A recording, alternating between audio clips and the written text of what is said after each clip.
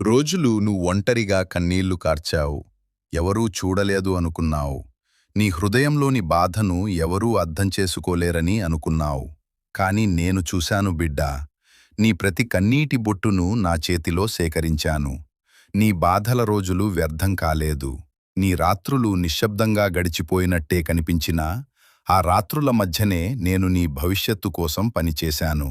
ఇప్పుడు నేను నీకు చెబుతున్నాను, నువ్వు ఏడ్చిన దానికంటే రెట్టింపు సంతోషం నీ జీవితంలో ప్రవహించబోతోంది. నీ కన్నీళ్ల స్థానంలో నవ్వు వస్తుంది. నీ నిస్సహాయత స్థానంలో ధైర్యం వస్తుంది. నీ ఓటముల స్థానంలో విజయాలు నిలుస్తాయి. భయపడకుము బిడ్డా, నేను నీతోనే ఉన్నాను. నీ కష్టకాలం ముగింపు దశకు వచ్చింది. నీ జీవితంలో ఆనందకాలం ప్రారంభమవుతోంది. నీ శత్రువులు ఆశ్చర్యపడేలా నేను నిన్ను ఆశీర్వదిస్తాను. నీ కుటుంబంలో శాంతి నింపుతాను. నీ హృదయానికి విశ్రాంతి ఇస్తాను. ధైర్యంగా ఉండు. నన్ను విశ్వసించు.